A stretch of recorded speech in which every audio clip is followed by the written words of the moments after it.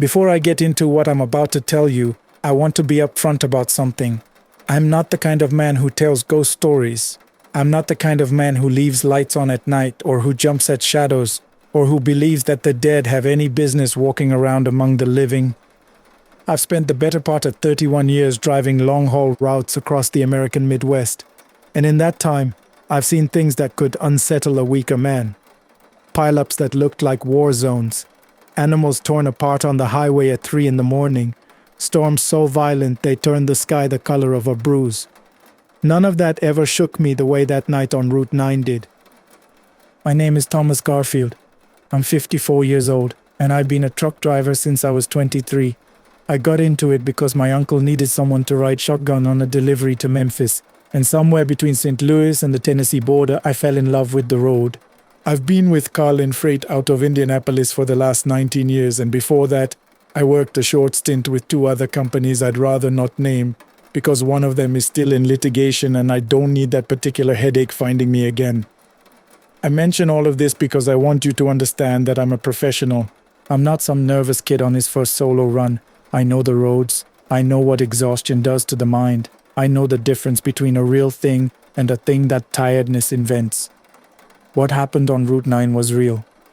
It was a Tuesday in late October, and I was running a load of industrial refrigeration units from a warehouse facility outside of Dayton, Ohio, down to a commercial kitchen supplier in Lexington, Kentucky. It was supposed to be a straightforward run. Roughly 4 hours on a good night, maybe 5 with traffic. I'd done that particular route probably 60, 70 times over the years. I knew every curve, every poorly lit overpass, every stretch of road where the deer like to wander out in front of your headlights. It was as familiar to me as my own driveway. I left the warehouse at 9:45 that evening, maybe 15 minutes behind schedule. The loading supervisor, a young woman named Bridget who always smelled like cigarettes and peppermint and seemed perpetually annoyed at the entire world, had flagged a discrepancy in the manifest, and we spent the better part of half an hour sorting it out. It turned out to be a clerical error, nothing serious, but it meant I was pushing close to 10 o'clock by the time I got the rig rolling. That kind of delay irritates me. I like to be on time. My wife Sandra has always said it borders on obsessive, and she's probably right, but 19 years of freight logistics will do that to you. The first hour or so was unremarkable. The highway was quiet in the way that Midwestern highways get quiet in the autumn. Not peaceful exactly, but empty in a way that feels almost deliberate, like the land itself has cleared the road for you. I had the radio going low, something country that I wasn't really paying attention to. The truck was running well, the sky was overcast, but the visibility was fine. I was thinking about nothing in particular, which is one of the things I genuinely love about long hauls.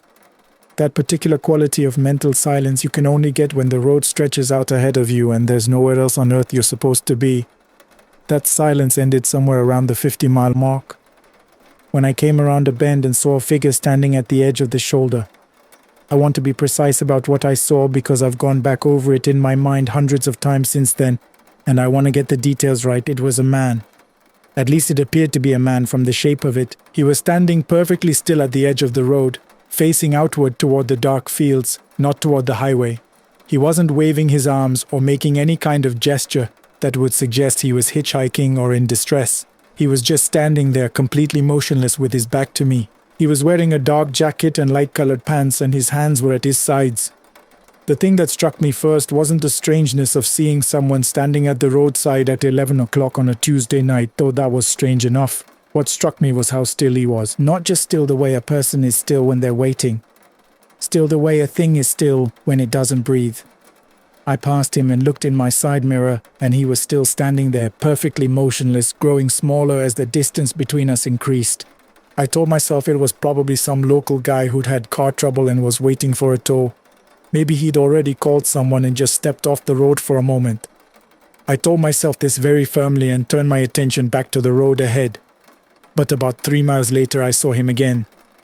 Same posture, same dark jacket, same impossible stillness. Standing at the edge of the shoulder facing the field, his back to the highway. I slowed down slightly. Not to stop, just to get a better look. And I could see him clearly in my headlights for a few seconds before I passed. He didn't move, not even a flinch when the light hit him.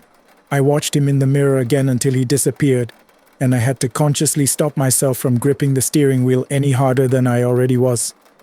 I want to tell you right now that my first instinct was a rational one. My first instinct was that I was looking at two different men who happened to be dressed similarly and standing in similar positions, which, while strange, was not impossible. Stranger things happen on long highway routes than you might expect. I've seen a man walking with a live goat on a leash along the shoulder of I-65 at 4 in the morning. I've seen a woman in a prom dress sitting on the hood of an abandoned car in the middle of the Nevada desert. Unusual things exist. Unusual things are not the same as impossible things. But when I saw him a third time, I stopped reasoning. He was ahead of me. Somehow, impossibly ahead of me.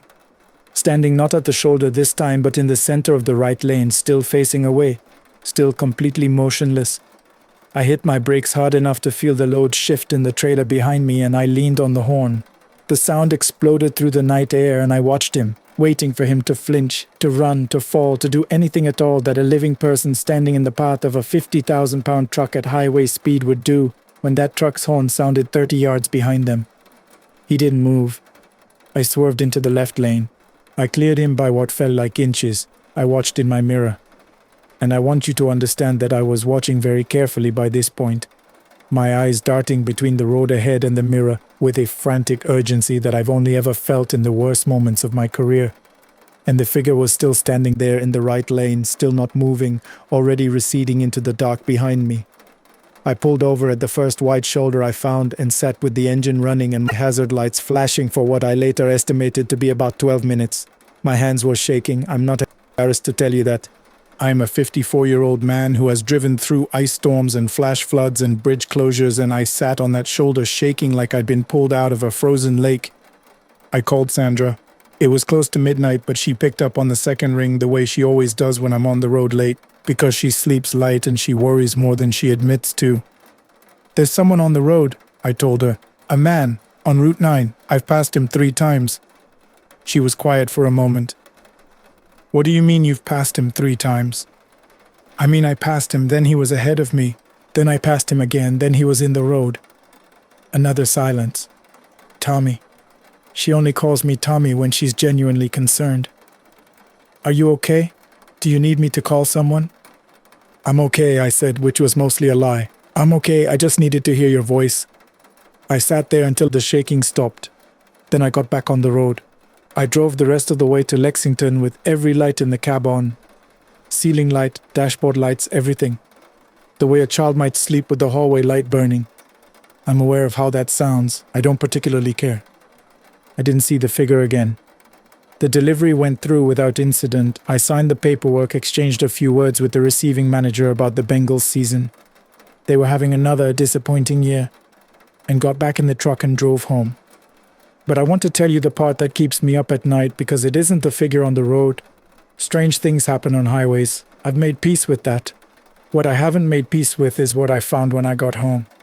When I walked through the front door at 5:30 in the morning, Sandra was sitting at the kitchen table with a cup of coffee and the particular expression she wears when she's trying to figure out how to say something difficult.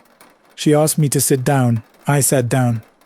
She told me that her brother Dennis, who I'd known for 20 years, who was 51 years old and worked in facilities management for the school district and coached youth soccer on weekends and had more jokes about the Cubs than any human being had a right to, had been struck and killed by a vehicle on a rural road outside of Springfield, Illinois, sometime around 11 o'clock the night before. The driver never stopped. They never found him. I didn't say anything for a long time. I sat at that kitchen table while the first gray light started coming through the window over the sink, and I thought about a figure in a dark jacket standing absolutely still at the edge of a dark road, his back to me, his hands at his sides facing out toward nothing. Sandra asked me why I was crying. I told her I didn't know. That was 3 years ago this October. I still drive Route 9 on occasion. The work requires it, and I'm not a man who lets himself be permanently rerouted by something he can't explain.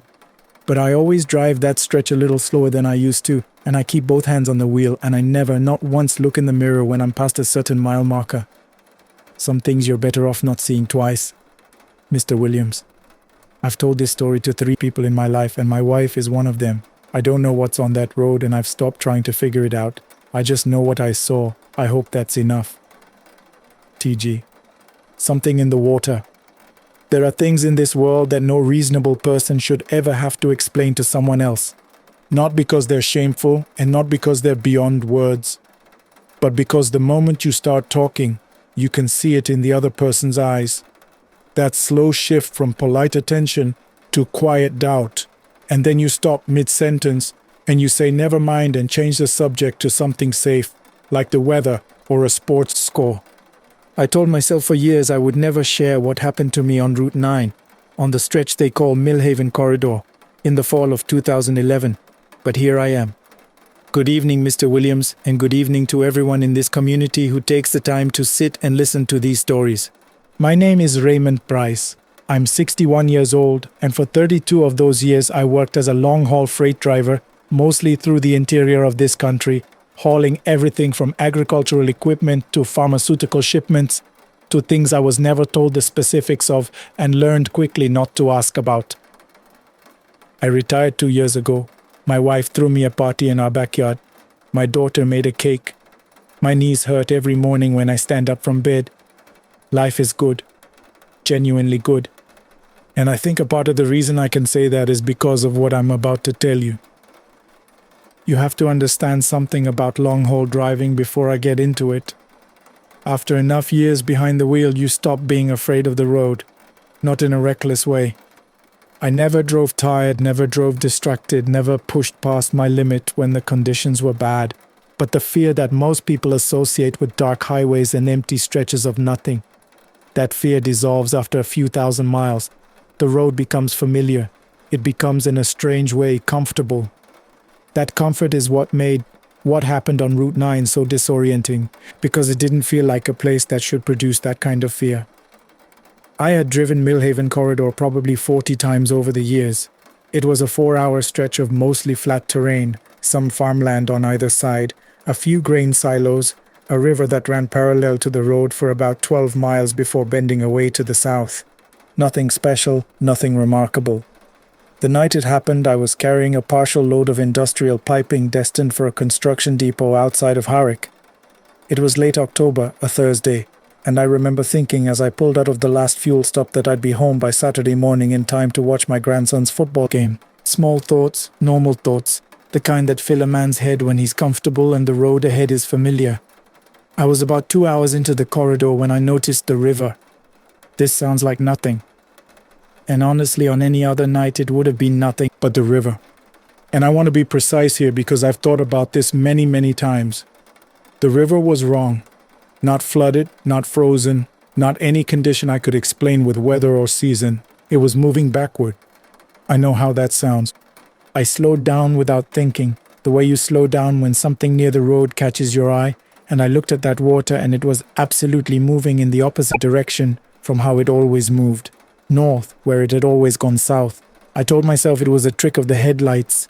Reflection, angle, fatigue. I told myself all the sensible things, but I kept watching, and the water kept moving the wrong way, and I felt something I had not felt on a road in nearly 30 years.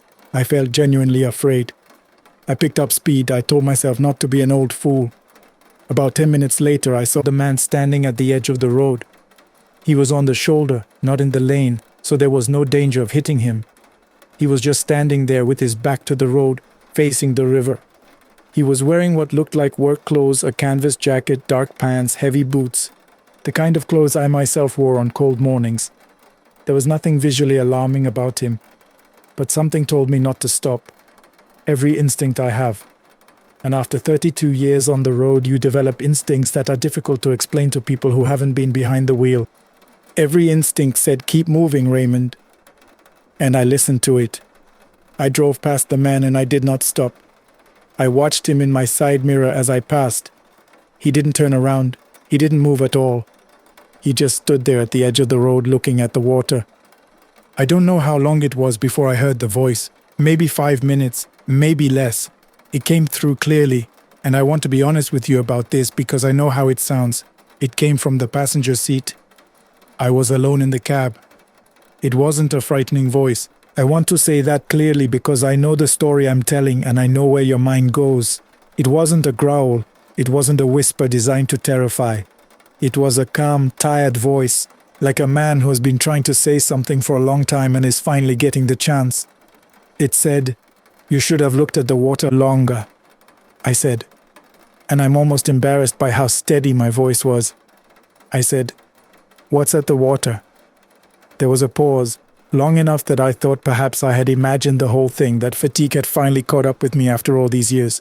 And then the voice said, "That's where they left me." I pulled over. I know that sounds like the wrong decision.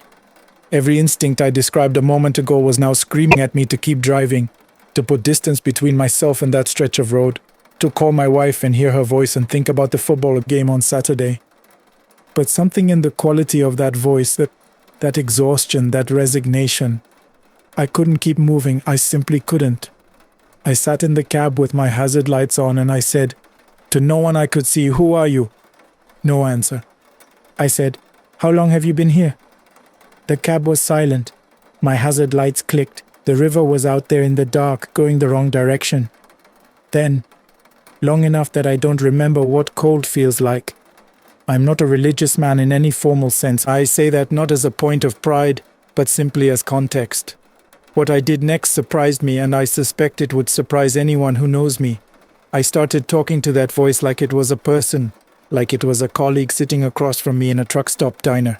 I told him I was sorry for whatever had happened to him. I told him that I hoped someone was looking for him. I told him that I would make a call when I got to the next town. Not to the police exactly, but to someone who might know what to do. The voice didn't say much after that. A word here, a word there. At one point it said the jacket. Nothing more than that, just the jacket. And I had no idea what it meant. I drove the rest of the corridor without stopping. When I reached the edge of Harwich, the first place I found was a 24-hour diner. And I sat down and I called the county sheriff's non-emergency line. And I told the dispatcher that there was something she should know about the Millhaven corridor, near the river, near the 12-mile mark where the bend begins. I told her I couldn't explain exactly how I knew, but that she should have someone go out and look near the water. I thought she would dismiss me. She didn't. She paused in a way that told me she had heard something like this before, though maybe not from a truck driver at 2 a.m. She told me she'd send someone out. I thanked her and hung up and sat with my coffee and tried to understand what the last 4 hours of my life had been. 2 weeks later, I was home between runs when I got a call from a detective in Harwich County. He didn't explain in detail how he got my number. I imagined through the dispatcher. But he told me that they had recovered the remains of a man near the riverbank, about 11 miles into the corridor. A canvas jacket was found nearby, waterlogged and half buried in the sediment. He had been missing for 7 years. The detective didn't ask me how I knew. I think again this was not his first conversation of this kind. He only asked if there was anything else I could tell him, and I said no. Honestly, there wasn't, and we ended the call. I completed 7 more runs after that before I retired. I drove the Millhaven corridor 4 of those times. The river always moved south the way it was supposed to. Nothing stood at the edge of the road. The cab was quiet. But I'll tell you this, Mr. Williams, and I'll say it plainly because I think it's the only thing worth taking from any of this. I stopped being afraid of the road that night and started being grateful for it. 32 years I spent on those highways, and they gave me far more than they ever took, even on the strange nights, even on the nights when the water goes the wrong way. Especially those nights. My name is Dennis Carver. I'm from Beaumont, Texas, born and raised. I spent 11 years working construction before my knees gave out on me. And after a short stretch doing delivery routes, I ended up where a lot of guys like me end up eventually. Security work, and it's not glamorous. Nobody grows up wanting to be the man in the booth. But the pay is steady, the hours suit me, and I've always been the kind of person who doesn't mind being alone at night. Some people can't stand the quiet. Me, I've always found it easier to think when the world's gone to sleep.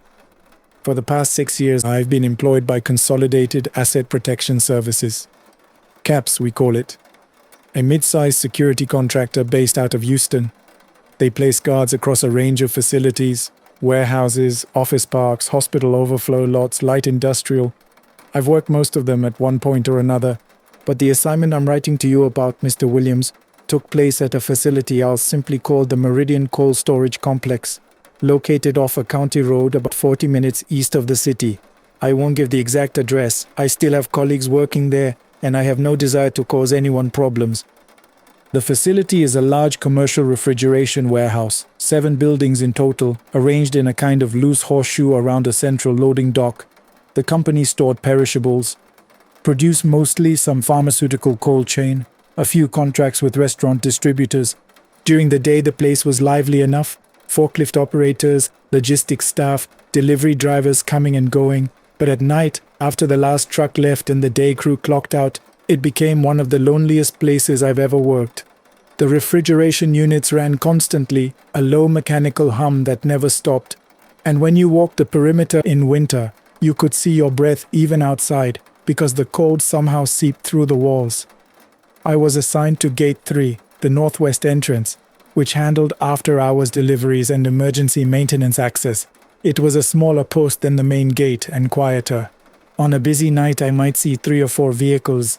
On slow nights, none at all. My shift ran from 10 in the evening until 6 in the morning.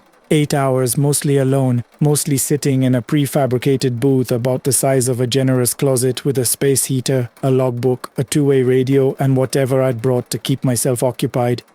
I had been at that post for about 4 months when the things I'm going to describe began to happen. I want to be clear about something before I continue. I am not a superstitious man. I was raised Baptist. I believe in God in a general sort of way, but I've never been the type to see things that aren't there, or to let my imagination get ahead of the facts. I mention this not to convince you of anything, Mr. Williams, but simply so you understand the kind of person who's telling you this story. It started on a Tuesday in late October. I remember the day of the week because I had just come off a weekend and was still readjusting to the night schedule. The weather had turned cold early that year, and there was a thin fog sitting low over the county road, the kind that catches your headlights and throws them back at you.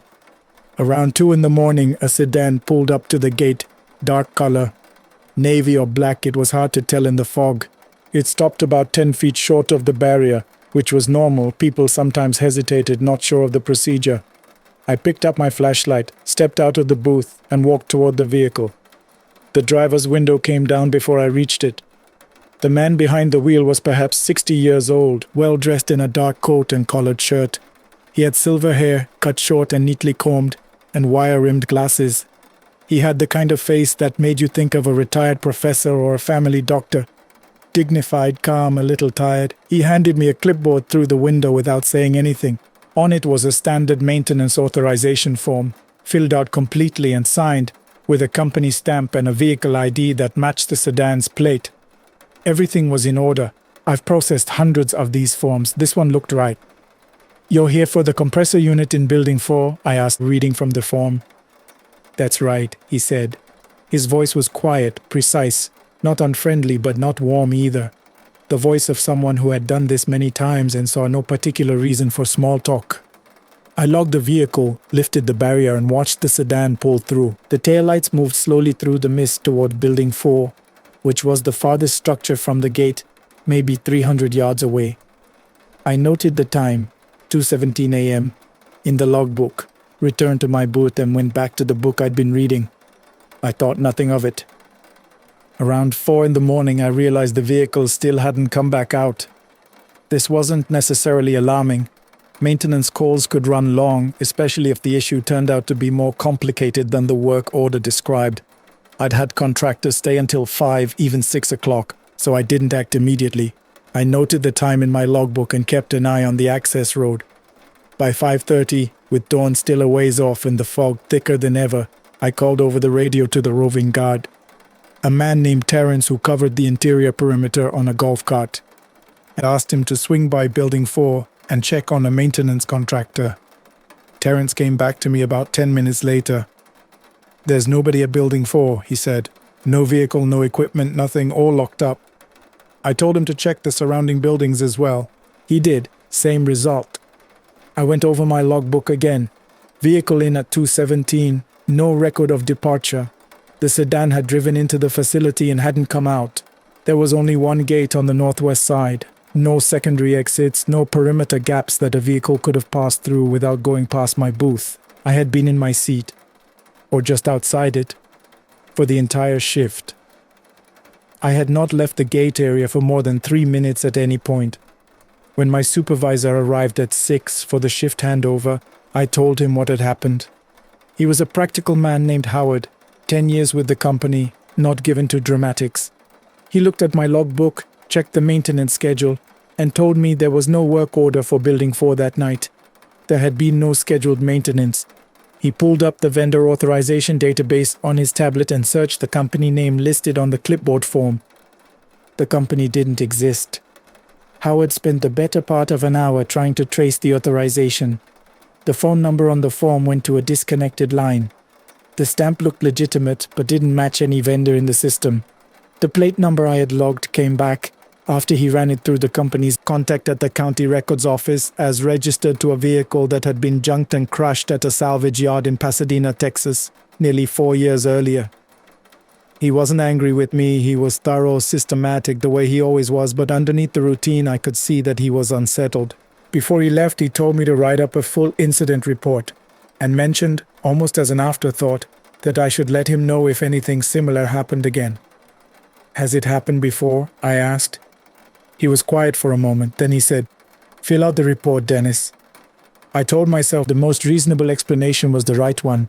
Someone had fabricated credentials to gain after-hours access. For what purpose I couldn't say.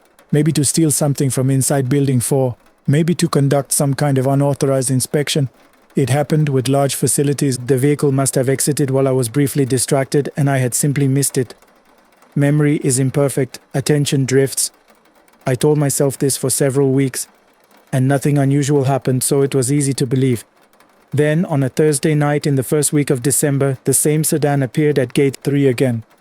Same dark color, same model as near as I could tell, same plate. And I know because I looked immediately and wrote it down the moment I saw the car approach. It pulled up at 1:52 a.m. and stopped in the same spot 10 feet from the barrier in the same unhurried, deliberate way. I didn't approach the vehicle. I stood in the doorway of my booth and looked at it for a long moment. The fog wasn't as thick that night, and the facility's perimeter lights gave me a clearer view than I'd had before. The sedan was running, the engine barely audible. The driver's window was up. I reached for my radio and called Terrence. "Terry, I need you at Gate 3, now if possible." While I waited, I watched the car. Nothing moved, no window came down, no door opened. After about 90 seconds, I switched on my flashlight and started walking toward the vehicle. I was maybe 15 feet away when the driver's window lowered. The same man, the silver hair, the glasses, the dark coat. He was looking straight ahead through the windshield, not at me. His hands were on the steering wheel at 10 and 2. He had the posture of someone waiting patiently for something that had not yet arrived. I stopped walking. I don't know why exactly. I've been asked to explain that since, and I can't do it. Some instinct, some quality of stillness about him that didn't feel like ordinary patience. "Sir," I said, "I need to see your credentials." He turned his head and looked at me. In the beam of my flashlight, his face was ordinary, composed, unremarkable, but his eyes... And I have thought about this many times since. His eyes looked exhausted in a way I've never seen on a living person. Not tired from lack of sleep. Tired in some deeper and more permanent way, as though he had been awake for a period of time that no one ought to be awake for. He held out the clipboard through the window. Identical form, same company name, same building, the stamp. I heard Terrence's golf cart coming down the access road behind me. "Sir, I need you to stay right here," I said. "My colleague is going to come and we're going to verify these credentials before I can let you through." The man looked at me for another moment. Then he nodded once and returned his gaze to the windshield. Terrence pulled up. I showed him the clipboard, told him quietly what was happening. He went to the booth to run the plate while I stood at the car. I kept my flashlight down, not wanting to be rude if this turned out to be some kind of legitimate mix-up. The engine of the sedan idled. The man sat perfectly still. Then Terrence called to me from the booth. "Dennis, same plate as last time, same bad plate." I turned back to the car to tell the man he needed to step out of the vehicle. The car was gone. Not in the sense that it had driven away. There was no sound of tires on gravel, no retreating taillights in the dark. The sedan had simply ceased to be in front of Gate 3. I stood in the empty driveway with my flashlight and my clipboard note, and Terrence came up beside me, and we both stood there saying nothing for a while. We searched the perimeter road. We checked the exterior cameras, though the camera at Gate 3 had been intermittently malfunctioning for most of that month, and the footage was degraded and unclear. I'll note for the record that Howard had submitted a maintenance request for it in October, and it still hadn't been addressed by that point. The other cameras showed nothing anomalous on the access roads. The incident went into a report. Howard read it without comment. A week later, he called me into his supervisor's office, a small room in the facility manager's building, and closed the door. "I'm going to tell you something," Howard said, "and I want you to understand that it's not the company's official position on anything. It's just what I know." I told him I understood. This site was built in 1987 on land that used to belong to a family called Machete. Before the cold storage operation, there was a plant here. Processing facility, light manufacturing. The Machete family ran it for about 20 years, he paused. In 1981, there was an accident. A man died on the property. He was the overnight security guard. His name was Raymond Feld. He'd been working the Northwest Gate, the same post you're at now. And somewhere in the middle of his shift, for reasons nobody ever fully explained, he left his booth and walked out onto the county road and was struck by a truck. I waited. The truck driver said the man had stepped directly in front of him without looking in the middle of the night. There was fog that evening.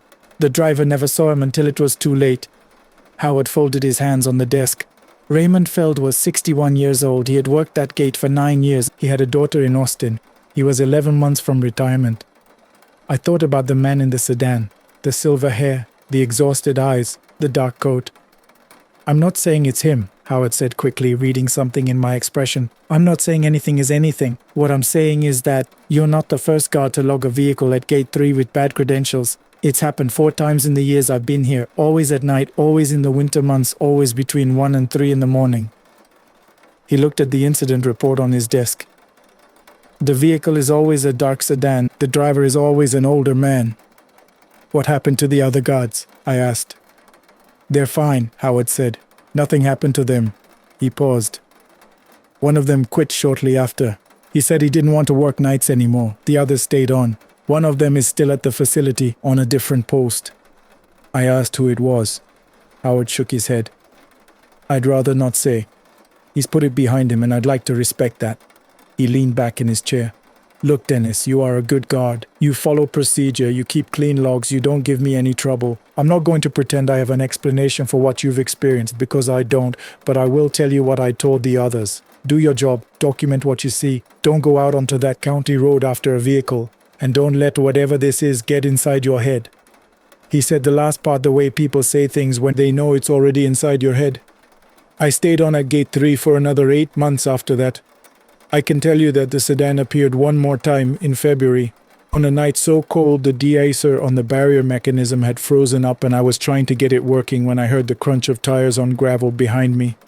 I turned and saw the tail lights. Dark car, already through the gate, already moving toward Building 4.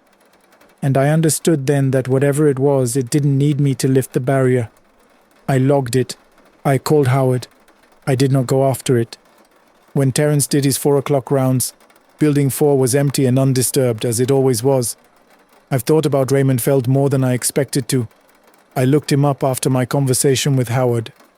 There's a brief death notice in the digitized archive of the old county paper, nothing more. 61 years old, lifelong resident of the area, survived by 1 daughter. The notice mentions that he had worked in security for over a decade, that he was known for his reliability and his quiet manner. 11 months from retirement. I think about that part most of all. I don't know what he's looking for, if it is him. I don't know if the work order and the authorization form are some kind of compulsion, some piece of his last shift playing out in a loop, or whether there's more intention behind it than that. I'm not someone who has the language for these things. What I know is this: the gate was his post. The northwest entry, the quiet one, the one where a guard could spend an entire night seeing no more than 3 or 4 vehicles. He worked it for 9 years. He was weeks from the end of it, and then he walked out onto the county road and something ended that should have been allowed to finish properly. Maybe that's all it is. I transferred to a different facility 9 months ago, days now mostly. My knees are holding up better than expected and the commute is shorter. I don't think about Gate 3 every night the way I used to, but when the weather turns cold and the fog sits low over the highway on my drive in, Sometimes I think about an older man in a dark coat sitting with his hands at 10 and 2, patient and exhausted, waiting for something to be completed that never quite gets completed. I hope wherever he is, that someone finally lets him through. Respectfully submitted, Dennis Carver. Good evening, Mr. Williams. My name is Garrison, and I want to share something with you. Something I've never written down before, not even in my personal journals. I'm telling you because you once told me you believed in things that couldn't be easily explained, and what happened at the base over the past 2 years is something I can no longer keep folded up inside me. I should warn you up front, I'm a skeptic by nature. I've spent over 2 decades in the United States Army, and if there's one thing the military trains out of you, it's imagination. You learn to trust data, chain of command, and observable facts. Ghosts don't exist in Army field manuals. The unexplained is simply the not yet understood. That's what I always believed. I no longer believe that. Before I get into the heart of what I need to tell you, I want to give you some context. I work at a military training installation. And no, I won't tell you which one. I won't give you the state, the region, or even a hint that might allow someone to identify the post. I've seen what happens to soldiers who speak out of turn about internal matters, and I still have a family I'd like to keep intact. What I can tell you is that it's an older installation, one that's been in continuous operation since the late 1940s, and that's some of the original structures. The barracks, the motor pool, the outdoor training ranges have never been renovated. There's a heaviness to old military buildings that civilian architecture simply doesn't carry. I don't know if it's the paint or the concrete, or something that soaks into the walls from decades of human anguish, but you can feel it the moment you walk in. There are legends, of course. Every old base has them. The one that circulated most persistently at our installation involved a young training sergeant who had died on the grounds in the 1970s. A man who, depending on who you asked, either took his own life in one of the storage corridors or was quietly eliminated because he'd stumbled onto financial irregularities in the base's supply chain. No official record confirmed either version. His personnel file simply listed the cause of death as undetermined. In the Army, that word does a lot of heavy lifting. People claim to see him on the far western end of the parade grounds, always between 0200 and 0400 hours. A figure in old-issue BDUS, standing at parade rest, staring at nothing. Some guards said he'd been present the night before a training accident, as if positioned there in warning. Others said they'd heard boots on the corridor floors of the old barracks building. A deliberate, measured pace, back and forth, and that when they'd opened the door to check, the hall was always empty. I dismissed all of it, Mr. Williams. I categorized it as fatigue and folklore, the natural byproduct of young people under extreme stress, living in close quarters. The mind does strange things when it's stretched thin. I filed it away and moved on. Then Private Reeves arrived. He came to us in a cohort of 42 trainees, part of the spring intake. I teach advanced technical curriculum to the upper tier of each cohort. Material involving communication systems, signal analysis, and related disciplines. I won't say more than that. Among the 42, Reeves stood out immediately, and not in a flattering way. He was stocky, slow-moving, with a slight speech impediment that made his words blur together at the edges when he raised his hand in class, which he did rarely. It took him longer than the others to formulate an answer, and his peers were not kind about the wait. Stifled laughter, eye rolls, the subtle but unmistakable performance of contempt that young men stage for each other's benefit. The instructors weren't much better. There was one in particular, a 25-year-old staff sergeant I'll call Mercer, who seemed to have chosen Reeves as a personal project. I watched Mercer run him through remedial drills in the summer heat until the boy was on his knees in the dirt. I watched Mercer assign Reeves to every miserable detail available. Latrine cleaning, perimeter brush clearing, kitchen prep during holidays. I watched it all, and I'm ashamed to admit that I intervened less than I should have. The culture is what it is, Mr. Williams. You know that as well as anyone. One afternoon I pulled Reeves aside after class. It wasn't a warm conversation.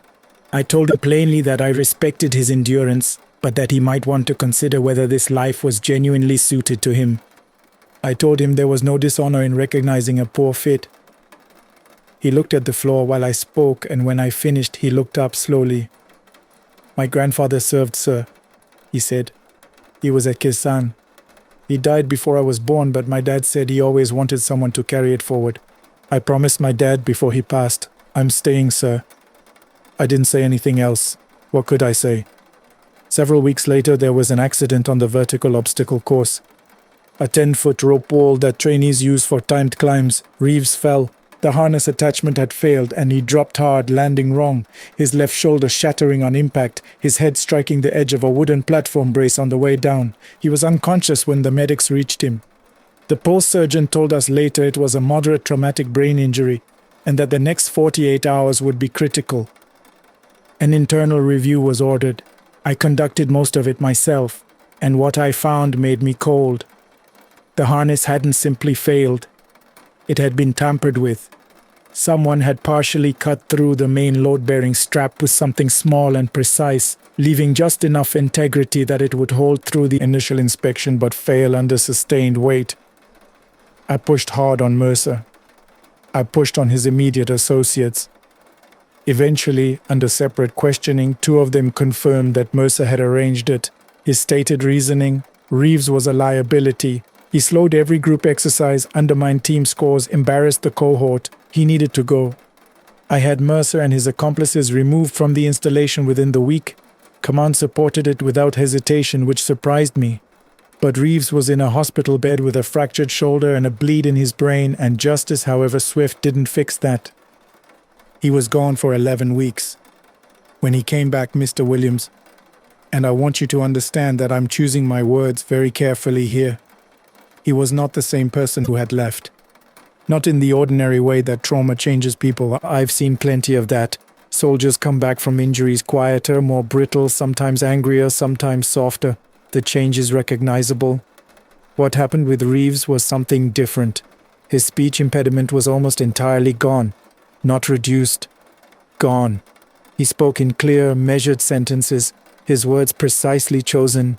He completed technical assessments that should have been at the outer edge of his abilities in a fraction of the expected time, and not just completed them. Aced them. In physical testing, he outpaced trainees who had been strong performers before his accident. He ran like a different body inhabited his frame. I asked him about it. I asked him what had changed. He was quiet for a moment, and then he told me something I've turned over in my mind ever since. While I was under, sir, he said, there were people, lots of them, all talking at once. I couldn't see their faces. They were too bright, like standing too close to stadium lights, but they were teaching me things, showing me. When I woke up, I remembered some of it. Not all of it, most of it faded, but some of it stayed. I asked if he thought it had been a dream. No, sir, he said without hesitation, without drama. No, it wasn't a dream. I made a note of it and decided to monitor the situation. Over the following weeks, his cohort began to report things. He'd stopped engaging in conversation. He sat alone at meals, staring past his food. At night, the trainees in neighboring bunks said he talked in his sleep, not mumbling but clearly, as though holding a focused conversation with someone just out of earshot. One trainee told me he'd woken at 0300 to find Reeves standing at the foot of his own bunk, perfectly still, lips moving, eyes open but directed at the far corner of the room. The trainee had touched his shoulder.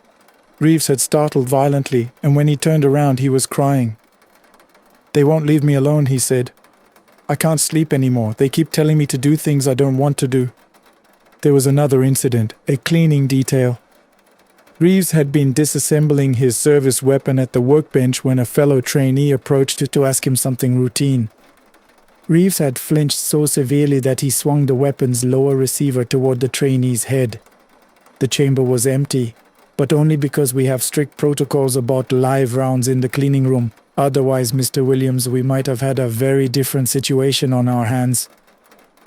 I contacted the post hospital. The physician who had treated Reeves during his acute phase didn't have much to offer, but one of the night nurses, a woman who'd been assigned to his room during his first 72 hours, told me something I hadn't expected. She said there had been shadows in his room that she couldn't account for, not cast by equipment or window light. She checked. She said the monitoring equipment had registered an unexplained flatline adjacent event on his second night, a window of approximately 4 minutes during which his brain activity had gone almost entirely quiet.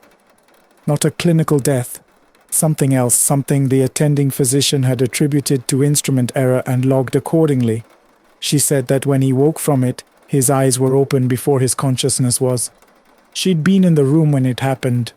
She said it was the most frightening thing she had witnessed in 19 years of nursing. I brought a formal recommendation to the post's medical board. I laid out the behavioral incidents, the witness accounts, the sleep disruption, the weapon incident. I argued that Reeves presented a documented psychological risk and that retention in active training was inadvisable pending a full psychiatric evaluation. The board agreed. The order came down quickly. He was asked to leave the installation. He packed his gear without speaking. He didn't look at anyone. He didn't say goodbye. He simply left. But Mr. Williams, this is where it becomes difficult for me to write. In the days following his departure, guards began reporting sightings. Reeves near the motor pool at night. Reeves standing at the tree line of the Eastern Training Range at dawn. Once a trainee woke to find someone lying in Reeves's old bunk. And when he turned on his flashlight, the bunk was empty and perfectly made, as though no one had touched it in days. I tracked Reeves through a network of informal contacts. He had rented a room in a boarding house about 14 miles from the base. The landlady was cooperative when I reached her. An older woman, retired schoolteacher, the sort of person who notices things. She told me that he had seemed fine at first, quiet but polite, and that in the second week he had begun leaving the house at unusual hours and returning before dawn. She said he had spoken to her one evening in a way that frightened her. He told her that people were in the walls of the house watching both of them, that something had come back inside him from the place he'd gone during his coma, and that it was getting louder, not quieter. She said his eyes were wrong when he said it. Not vacant, not crazed, but terribly focused, as though he were listening to something beyond the register of normal hearing. She had considered calling someone, she hadn't known who to call. 3 days after that conversation, Reeves was found dead in his room. The circumstances were consistent with suicide. There was no note. She told me one more thing before she hung up. She said that in his final days he had started saying something over and over, quietly to himself, sometimes to her when she passed him in the hall. He said that one of them, one of the people in the walls, had told him about a soldier from the base, a young one. She said Reeves had looked at her with absolute certainty and told her that this soldier was going to die very soon in a car accident, and that there was nothing anyone could do to stop it, because some deaths were already decided before the living even knew to be afraid. She thought he was raving. She hadn't told anyone. 11 weeks after Reeves died, one of the top performers from his cohort, a sharp, athletic young man who had been on track for a competitive placement, drove his personal vehicle into a rural highway at night. A semi-trailer had jackknifed across both lanes. He had no time to stop. He was pronounced dead at the scene. His girlfriend in the passenger seat survived. I stood at his memorial, Mr. Williams, and I thought about what the landlady had told me, and I thought about a stocky, slow-speaking boy who had fallen off a rope wall and gone somewhere during those 4 quiet minutes of almost flatness on a hospital monitor, and I thought about whatever came back with him when he woke. I don't know what Reeves experienced in that hospital room. I don't know if there is something on the other side of consciousness that can reach through and rearrange a person's mind, fill it with voices and knowledge and visions, and then refuse to leave. I don't know if what the night nurse saw in the shadows of his room was significant or incidental. I don't know if the figure that guards reported seeing at the tree line after his departure was a sighting or a story that spread because human beings need their fears to have shapes. But I know what I saw the night I watched Reeves running alone through the eastern field past midnight in the rain. I turned to follow the movement between the trees, and I saw a light. Not a flashlight, not a reflection, but a slow, warm, unsteady illumination, roughly the height of a person, drifting between the pines at walking pace. It was there, and then it was not there. I stood at the tree line for several minutes. Nothing moved, nothing returned. He never graduated. He never carried his grandfather's service forward. He lies in a cemetery in a small town in eastern Tennessee, not far from where his father is buried, and I have no way of knowing what he carried out of that hospital room with him, or where those carried things went when he died. What I know is this: the base is quieter now. The old stories about the sergeant in BDUS still circulate among the new cohorts every season, as they always have and probably always will. but the guards on the western end of the parade grounds have reported nothing unusual in the months since Reeves's death. No footsteps in the old corridor, no figure at parade rest in the pre-dawn dark. Whatever was here seems to have left. I still don't know what to make of that, Mr. Williams. I'm not sure I ever will. But I wanted someone to know. Garrison. A letter to Mr. Williams. Good evening, Mr. Williams. My name is Raymond Castillo. Though most people who've served alongside me just call me Cass, I'm originally from El Paso, Texas. A border town, and if you know anything about border towns, you know they carry their own kind of weight. I spent over 2 decades in the United States Army, eventually reaching the rank of Master Sergeant before a bad knee and a worse war finally convinced me it was time to hang up the uniform. I've been following this community for a while now. I don't usually share things like this in my line of work, or what used to be my line of work. You learn quickly that there are stories you tell over beers, stories you take to the grave, and then there are stories that sit somewhere in between. Stories that you need to put down in words one day just to make sense of them, even if making sense of them turns out to be impossible. This is one of those stories. I want to be upfront with you. I'm not a superstitious man. I was raised Catholic, like most people from El Paso, but the army knocked most of the ceremony out of me. What replaced it wasn't atheism exactly. It was more like a hard pragmatism. You see enough things in the field, you stop asking why, and start asking, how do I survive this?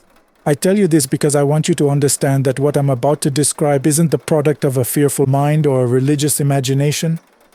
I've been over this night thousands of times in the 30-odd years since it happened, and I've never found a rational explanation that satisfies me.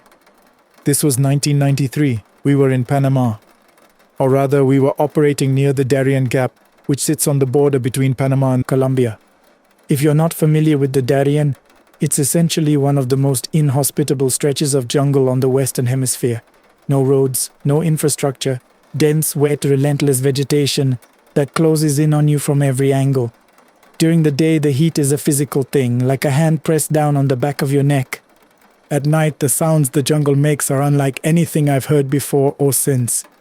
A constant living noise that never goes quiet, never gives you a moment of real silence. We were a 6-man reconnaissance team, part of a broader counter-narcotics operation working in coordination with Panamanian and Colombian authorities. This was the era of the big cartels. Medellin was fracturing, Cali was ascending, and the Darien had become a corridor for cocaine moving north. Our job was to engage. We were eyes only. Identify supply routes, photograph anything of operational value, mark coordinates, get out. Our team leader was a staff sergeant named Dwayne Pryor from Savannah, Georgia. One of the best field soldiers I've ever known. Calm under pressure in a way that didn't come from training but from something deeper, something in his constitution. He had a way of talking in the jungle like he was holding a normal conversation at a picnic, which either irritated you or steadied you, depending on your mood. The other 4 men were Corporal Luis Vega from San Antonio, Specialist Kevin Hooper from rural Mississippi, Specialist Thomas Beek Bukowski from Wisconsin, and Private First Class Danny Park from California. I was the oldest of the enlisted men, though still only 26 at the time. None of us had more than 3 years of field service. We were young, we were reasonably well trained, and we were profoundly unprepared for what was waiting in that jungle. On the 3rd day of the operation, we were pushing deeper into the gap, moving along a ridge that ran parallel to a river we'd been using as a navigation reference. The terrain had become increasingly difficult, roots that could catch your boot and snap an ankle, ground that looked solid but gave way like foam under your weight, dropping you knee-deep into black water and mud. Insects in varieties and concentrations I had no names for. More than once, Vega reached out and casually brushed a fer-de-lance off a low branch before any of us could react, moving with a composure that made the rest of us feel embarrassed by our own flinching. By midday, Pryor signaled us to stop, through the canopy. What little you could see through it.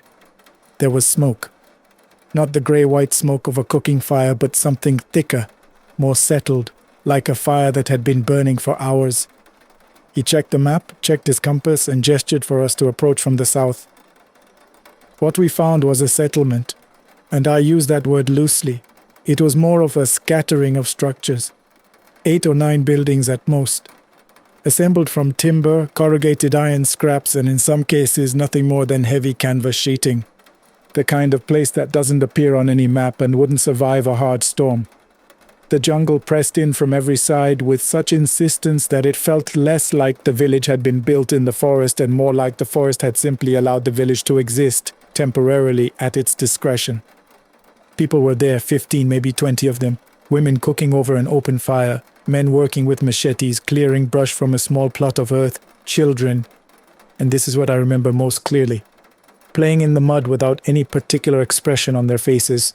Not laughing, not crying, just moving through the world with the strange calm of children who have never known anything else. They looked at us the way you look at clouds. Not with fear, not with hostility, with a kind of weary indifference that was almost more unsettling than either. Pryor spoke some Spanish, enough for field purposes, and he approached the nearest adult, an older man with a face like carved wood, sitting on a crate outside what appeared to be the largest of the structures. The conversation was brief and mostly unproductive. The man said he knew nothing about cartel movement in the area. Pryor pressed gently. The man shrugged. He said something that Vega translated for us. "We don't concern ourselves with the cartels. We are protected here." Pryor asked what he meant. The old man tilted his head toward the far end of the settlement, where the structures ended and the jungle resumed its claim on the land. There, partially obscured by the roots of an enormous ceiba tree, was a structure unlike the others. It was built from dark stone. Where the stone had come from out here I couldn't imagine. Roughly 3 meters square, with a single low doorway covered by a piece of heavy cloth rather than a door. "She watches over us," the old man said. "La Señora." Pryor asked if we could speak with her. The old man studied us for a long moment, then stood without a word and gestured for us to follow. I should tell you what I was thinking at that point. I was thinking this was some kind of elder, a tribal healer perhaps, or a matriarch that the community had organized itself around. In remote settlements like this, that kind of figure isn't unusual. I was expecting an old woman in a hammock maybe, or sitting cross-legged on the ground, eyes half closed, smelling of herbs and smoke. What I was not expecting was what we found.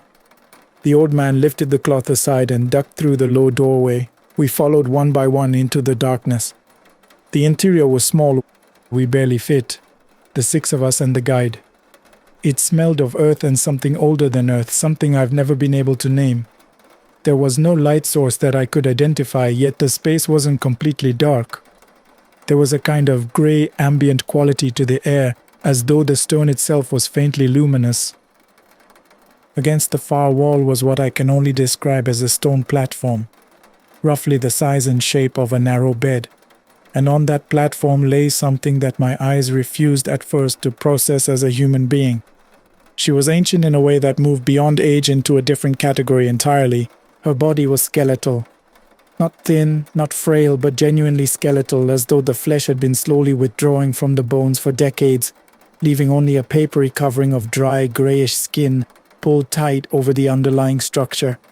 Her hands, folded over her chest, looked like the hands of an unwrapped mummy from a museum exhibit. The fingers were long and still and slightly curled. Her feet, visible below a rough dark cloth, were the same. Bone and skin, and nothing more, it seemed. Her face was the worst of it, or the most affecting of it. The skin had pulled back so severely from the orbital bones that her eyes appeared deeply sunken, hidden in shadow. Her lips had thinned to almost nothing, revealing the edges of her teeth. Her hair, white, or what was left of it, lay in sparse, brittle strands against the stone. She was not breathing. Or rather, she appeared not to be breathing. Pryor leaned down close and listened, and when he straightened up, he looked at the old man with an expression I hadn't seen on Pryor's face before. "This woman is deceased," he said quietly. "She hasn't been breathing." The old man smiled. Not mockingly, but patiently, the way you smile at a child who has said something understandable but wrong. "She breathes," he said. "Not the way we breathe, very slowly, once in a long time. Her body requires very little. She has not eaten in perhaps 4 months. She does not need to." Pryor looked at me. I looked at Hooper. Nobody said anything. We spent perhaps 2 minutes in that room before the old man indicated it was time to leave. I was the last one out. As I ducked through the low doorway, I turned back. I'm not certain why. and looked at the figure on the stone platform one last time. Her eyes were open. I don't know when they had opened. I hadn't seen them open, but they were open now, and they were fixed on me with an attention that felt not human exactly, but aware, deeply, specifically aware. It was the look of something that had been watching far longer than any of us had been alive. I went outside into the jungle air, which suddenly felt very good, and I didn't mention to anyone what I had seen. We set up camp about 2.5 kilometers from the settlement, in a clearing that Pryor judged to be defensible from 3 sides. The first night passed without incident. The sounds of the Darien kept most of us from sleeping deeply, but nothing happened. Vega brewed terrible coffee from a packet he kept in his kit, and Beak told stories about growing up in Wisconsin that nobody believed but everyone needed. The second night was different. Around 2,100 hours, roughly 3 hours after full dark, we heard gunfire from the direction of the settlement. Not sustained fire, scattered shots, maybe 3 or 4, followed by silence. Pryor split us immediately. Vega, Hooper, and Park moved south to approach the settlement from the riverside. Pryor sent me and Beak north, which put us on the side of the settlement where the stone structure sat beneath the ceiba tree. Beak and I moved quickly through the darkness using the ambient light from a half moon. We got into position behind a stand of thick brush about 40 meters from the edge of the settlement, with a sideline down the main path between the structures. The settlement appeared quiet. No movement, no lights. Families were inside, doors shut, which told me they knew something was happening and had decided the correct response was not to be visible. Then I saw him. He was a young man, mid-20s I'd guess, in civilian clothing that had been modified for field use. He had a rifle slung over one shoulder and a machete in his belt. He was moving through the settlement with the careless proprietary ease of someone who considered himself in charge of whatever space he occupied. In his grip, pulled by the arm and stumbling to keep up, was a girl, 14, maybe 15 years old. She was trying not to make noise and not quite succeeding. A door opened in one of the structures and a man emerged. Her father, I'd guess, from the way he moved with that particular desperation that has nothing to do with self-preservation. He stepped into the path and said something I couldn't hear. The armed man responded by firing into the dirt at his feet. The father stepped back. The door closed. I had my rifle up. I had a clear shot. I was calculating angles, accounting for Beak beside me, running through the protocol. Then the cloth over the doorway of the stone structure moved. The armed man didn't see it. He was maybe 6 meters from the structure, but his back was to it. He had his attention on the girl who was trying to pull away from his grip. She came out of the doorway. I want to be careful here, Mr. Williams, because I want to describe what I actually saw, and not what I retrospectively assembled from the months and years of thinking about it afterward. What I saw was the figure we'd encountered the day before. The woman on the stone platform, moving across the ground between the ceiba tree and the man with the rifle. The word that comes to mind is wrong. The movement was wrong, not in the sense of being aggressive or threatening at first. It was wrong in the way reflection is wrong when you looked at it too long. She moved too quickly for the way her body looked. There was a jerkiness to it, an irregularity, like watching footage that has had frames removed. She covered 6 meters in a time I couldn't properly track. When she reached him, she took hold of him. He spun, finally aware. And the sound he made was not a shout but something higher and more animal. He struggled. She held him. She was not large, she was not heavy, and what I had observed the day before suggested she had no physical substance left to speak of. And yet he could not remove her. He twisted, he pushed, he struck at her with his free arm. The girl ran. She made it to one of the houses and the door opened for her and she was gone. The man managed to fire his weapon twice. The rounds went into the canopy. The second shot was not intentional. I could tell by the way his arm was moving that he had lost control of his hand. She bit him. I've gone back and forth about whether to include this detail. I've written this account in my head perhaps 1,000 times, always stopping at this point, always finding some way to soften it or redirect the narrative. But you asked for truth, or at least this community asks for truth, and the truth is what I saw. She bent her head to his, and she bit him. Not the way a person bites. The way something that has been patient for a very long time and is no longer patient bites. The sound reached me across 40 meters of night air, and I will not describe it beyond saying that bone was involved, and that it was not a sound I have ever been able to unhear. The man stopped fighting. She did not stop. I don't know how long it lasted. My sense of time had become unreliable. Beak was beside me, and I became aware at some point that he was gripping my arm hard, without either of us having said a word or made a decision to touch each other. When it was over, she straightened. She turned. Slowly this time, the jerking speed of before replaced by something more deliberate, and walked back toward the stone structure. Walked through the doorway. The cloth fell back into place. But before it did, she paused. She turned her head in the direction of the brush where Beak and I were lying. It was dark. The brush was thick. There was no reason, no physical mechanism by which she could have identified our position. She looked directly at us. And I want to be honest about one more thing, Mr. Williams, the thing I've been most reluctant to say in all the times I've almost told this story. She was smiling. Not a human smile, something that used the same muscles but arrived at a different place. An expression of acknowledgement or recognition, or something that in a living human face we would call amusement. The teeth were dark and the lips barely there, and it lasted only a moment. Then she went inside. Pryor and the others arrived from the south about 4 minutes later, drawn by the shots. They found the man on the ground, and the nature of his injuries produced a silence in our team that said more than any conversation. Pryor examined the body with his flashlight. Nobody spoke. After a while he said, "Does anyone have any idea what happened here?" Beak opened his mouth. I caught his eye. He closed his mouth. I don't know why I didn't speak. I've asked myself that question for 30 years. I think it was something like what happens when you see something that doesn't fit the structure of any reality you're prepared to defend in front of other people. It wasn't fear of disbelief. Pryor was not a man who would have dismissed something a credible witness reported with full seriousness. It was something more fundamental. It was the feeling that to say the words aloud would be to make a claim I had no right to make about how the world worked. The old man emerged from his house before we left. He looked at the body in the dirt, and he nodded the way a man nods when something has turned out exactly as expected. "I told you," he said. "La Señora watches over us." Pryor had the body transported out for identification. The man was confirmed to be a low-level courier connected to a trafficking network operating through the Darien, identified through documents in his possession. His cause of death was listed after examination as blunt force trauma to the cranium with partial avulsion of scalp and pericranium. One of the field physicians suggested animal attack. Another disagreed. The case was closed without resolution in the way that inconvenient cases get closed. I've never discussed what I actually saw with anyone until today. I went back to the Darien once more about 8 years later on a different operation in a different capacity. I didn't have the precise coordinates of that settlement, and the jungle doesn't exactly welcome return visitors.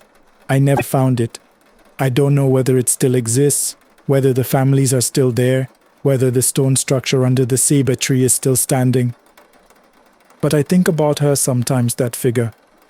I think about what the old man said, that she breathes once every several minutes, that she hadn't eaten in months, that she only leaves the stone room at night because daylight bothers her eyes.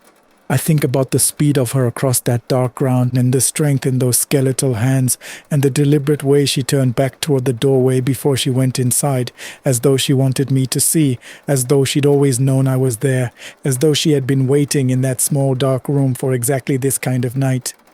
The kind where protection is needed and where someone is watching from the brush who needs to understand something about the nature of what watches back. I don't have a name for what she was. I'm not sure the category has a name in English or in any language I speak. The people of that settlement called her La Señora, or sometimes Mama, which tells you something about the relationship. Not fear, not worship exactly, but a familial dependency. The bond between a community and a thing that has chosen to remain with it across longer than any of them have been alive. I'm 61 years old. I've served in 3 conflicts on 2 continents. I've seen things that medicine and forensics have struggled to classify. I've lost men I loved, and I've made decisions in the field that I will carry to wherever I'm going. But if you ask me what the single most significant thing I've ever witnessed is, the thing that most completely rearranged my understanding of what is and isn't possible in this world, it isn't any of that. It's 40 meters of dark jungle and a stone doorway. and the shape of a smile on a face that had no business smiling. That's all I have for you tonight, Mr. Williams. Stay safe out there. The Long Haul. A letter to Mr. Williams. My name is Earl Dawson, and I want to share something with you that I haven't told many people.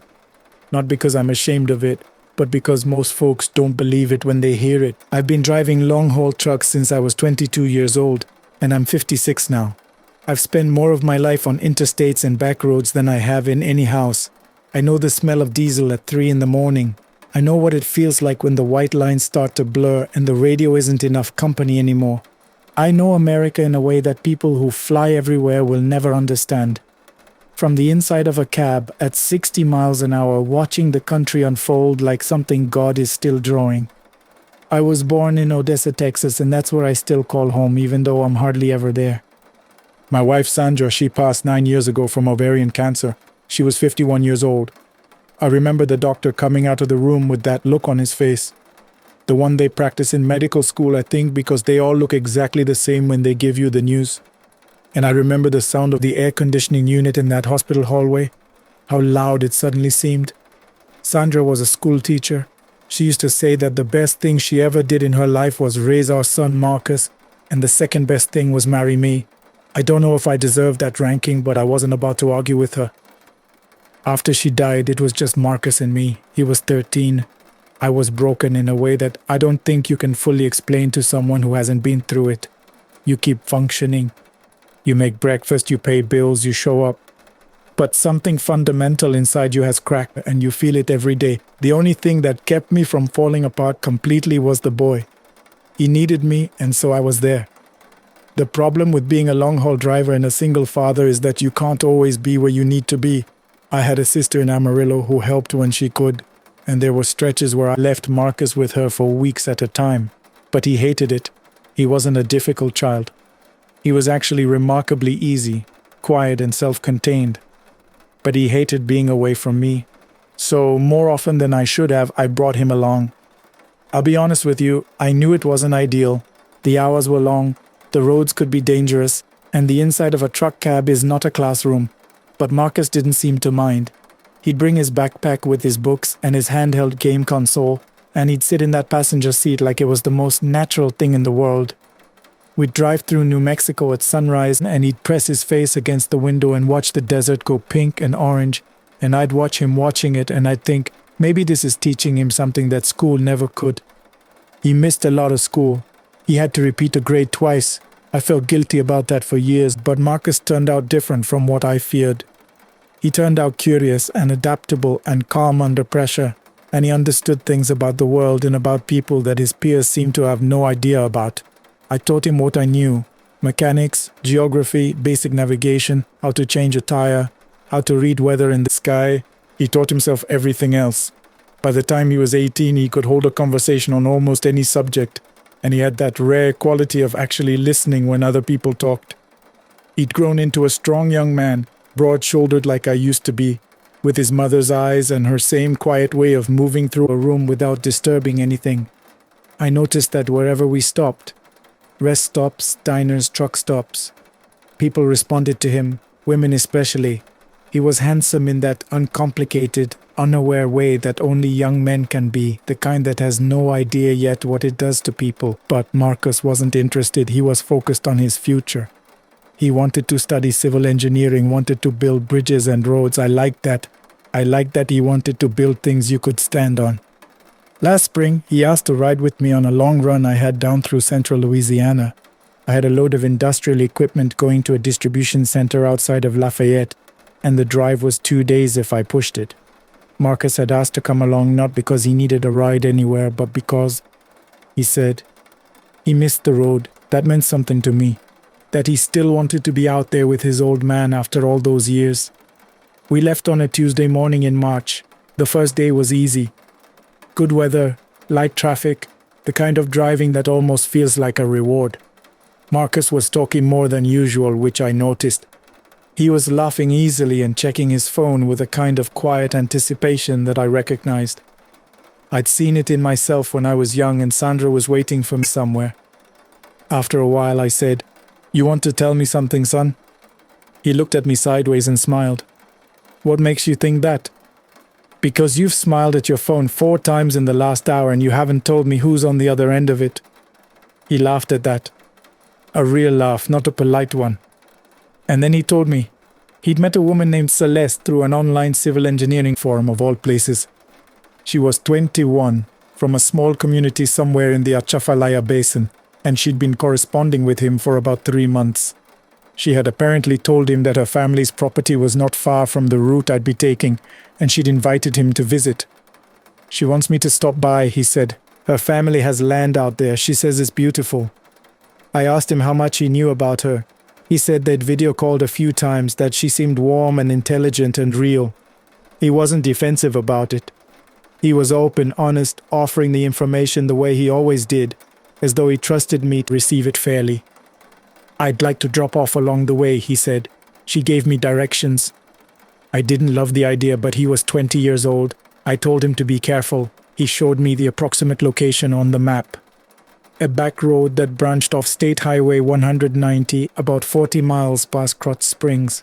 There was no town name attached to it, just a small cluster of buildings marked on the satellite image, barely visible beneath the tree canopy. I noticed that detail but didn't say much about it. We drove another hour and a half before he said that was the turn. There was a rusted green sign at the junction with no writing on it. Just a faded arrow pointing east toward the trees. About 100 yards down the road, there was a large pale formation of bleached cypress wood that jutted out from the ground beside a drainage ditch, stripped of bark and shaped by years of flooding into something that looked unsettlingly like a hand reaching upward from the earth. Marcus pointed at it.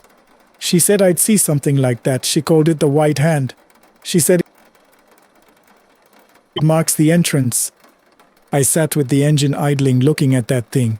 I've seen a lot of strange country in my years on the road, and strange country doesn't usually bother me.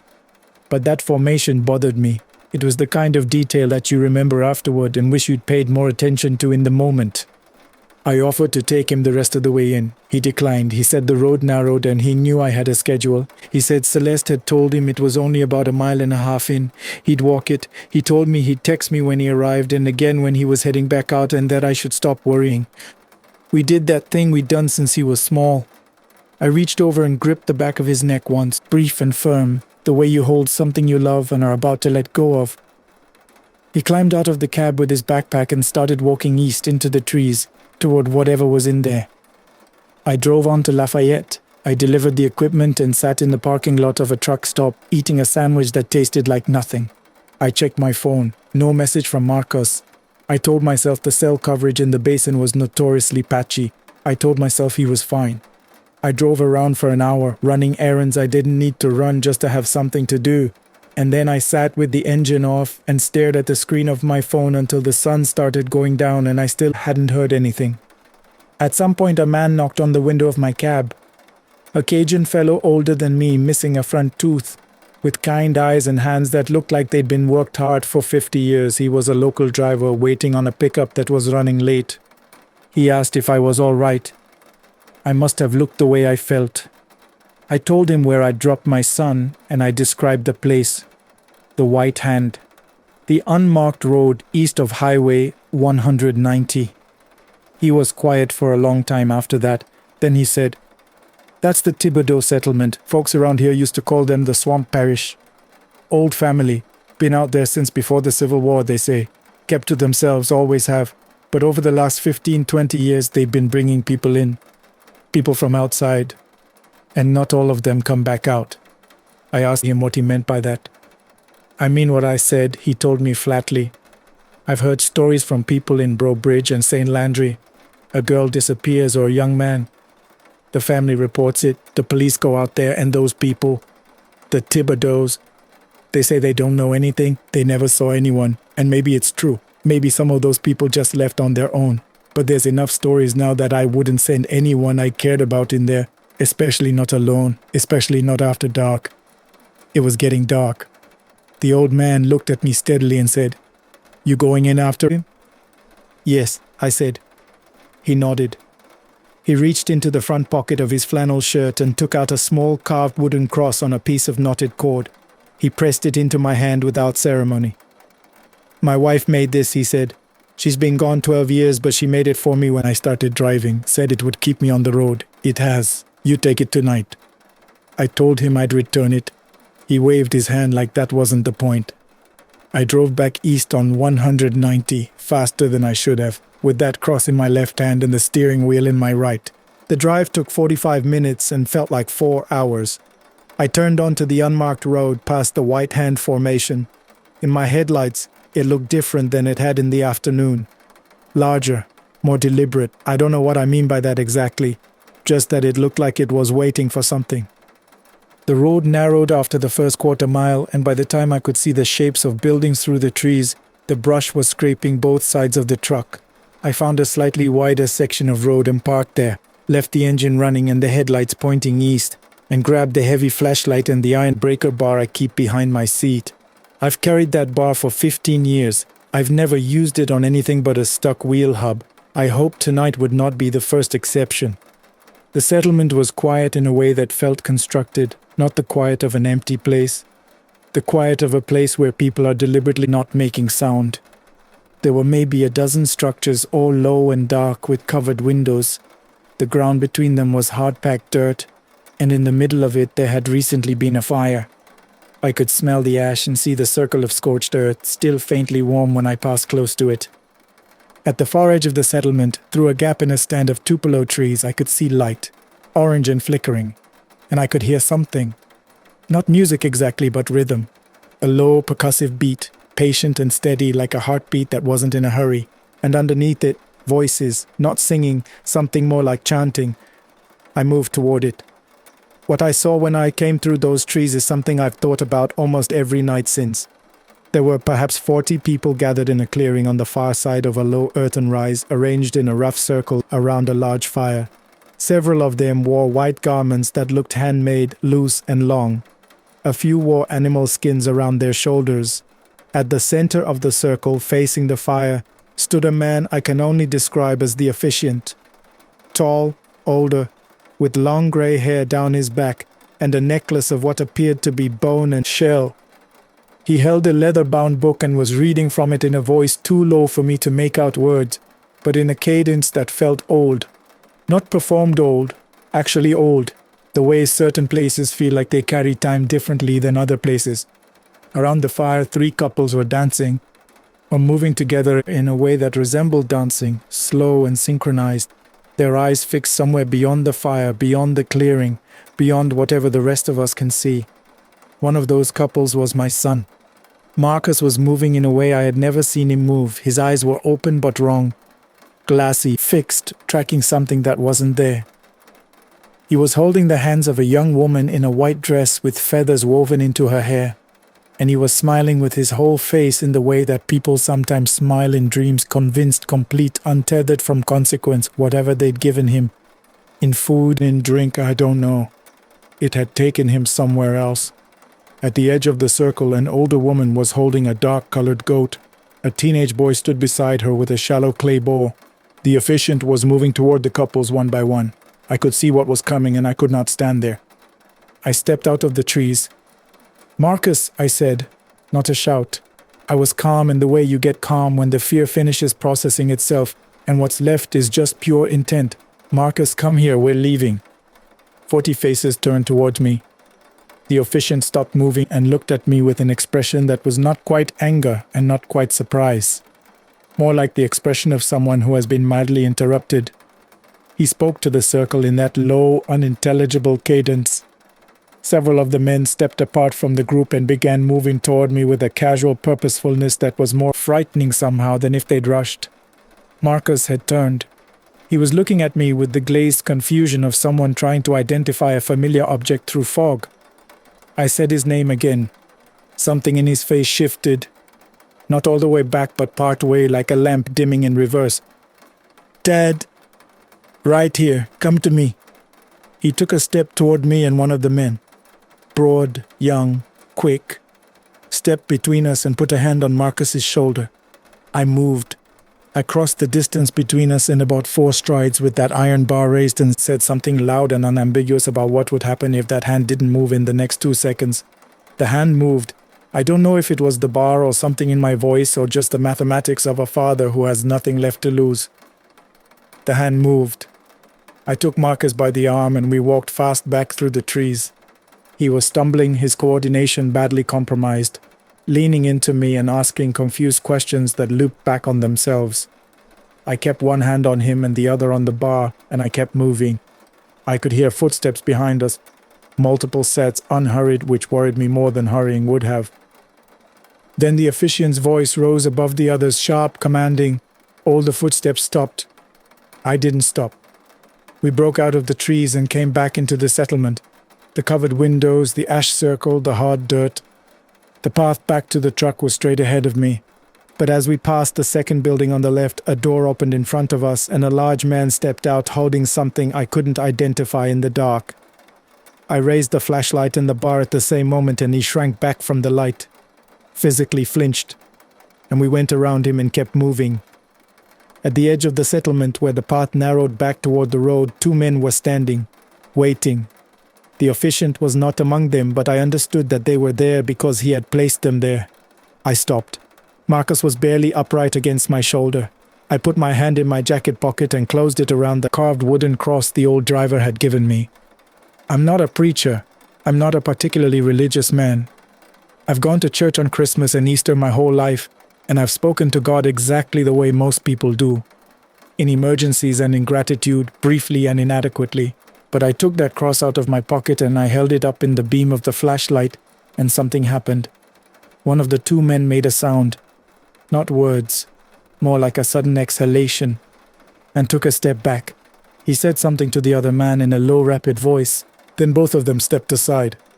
I don't have an explanation for that. I've tried to construct one and I can't. I only know what I saw. We reached the truck. I got Marcus into the passenger seat and got the door locked and got us moving before anyone reached us. The brush scraped along both sides of the cab as I reversed back up the road faster than was safe, until the road widened enough to turn around. In the rearview mirror, a single figure stood at the edge of the tree line watching us go. The officiant. He didn't follow. He just watched. Marcus slept for 4 hours on the drive back toward Texas. When he woke up, he was himself again. Groggy and confused, but entirely present, his eyes back to normal, his voice his own. He didn't remember anything after arriving at the settlement and meeting Celeste at the edge of the clearing. He remembered her offering him something to drink from a clay cup, and he remembered thinking it tasted unusual, like clay and something herbal and something sweet that he couldn't name. Then nothing until he woke up in the cab with the highway lights going by overhead. Celeste was not who she'd said she was on that forum.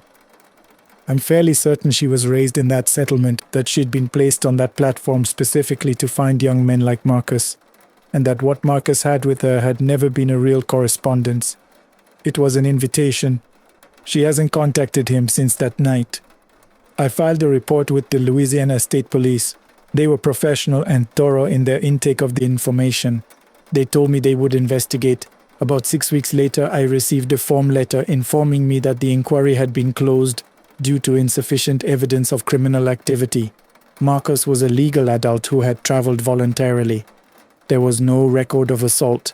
The settlement which they had apparently visited contained residents who denied any knowledge of the events I described. The White Hand is still out there on that road east of Highway 190. I know that because I drove past it one more time last fall just to see. It was there, looking the same as it always does, I imagine. Pale and reaching, stripped of bark, pointing upward from the ditch. Marcus is doing fine. He's in his second year of civil engineering at Texas A&M.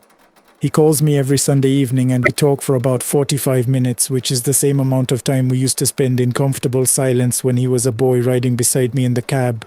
He doesn't like to talk about what happened in Louisiana, and I don't push him. Some things you carry quietly. I returned the carved cross to the old driver the next time I came through Lafayette. He was at the same truck stop as though he'd been waiting, though I know that's not possible.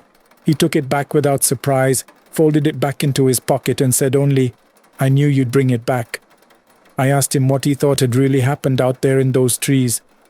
He was quiet for a moment, then he said, "Some places are claimed by something that isn't from here. You can argue about what that something is.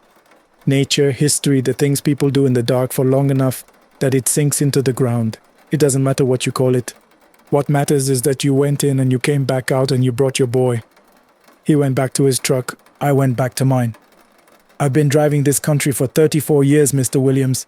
I've seen a lot of things I can't explain, but I carry that memory with me every mile. The way Marcus looked in that firelight, moving like a man whose strings were being pulled by someone else, and the feeling of walking into that clearing knowing I was the only thing standing between my son and whatever that place intended for him. I'm 56 years old.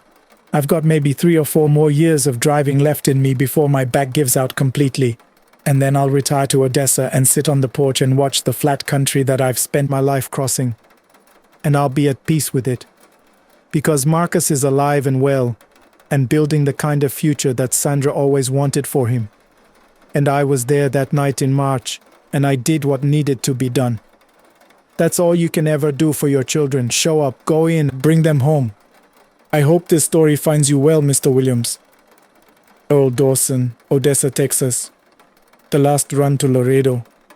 A letter to Mr. Williams. Good evening, Mr. Williams. I know you asked me to write this down after I told you about it at the diner last Tuesday, and you said you believed me, which is more than most people do. So here it is, all of it, as best as I can remember. I'll warn you up front. This is not kind of story where a ghost appears at mile marker 200 and starts rattling chains. Nothing so simple. What happened to me was stranger than that. Quieter in some ways, louder in others. And I still don't have a clean explanation for it 2 years later.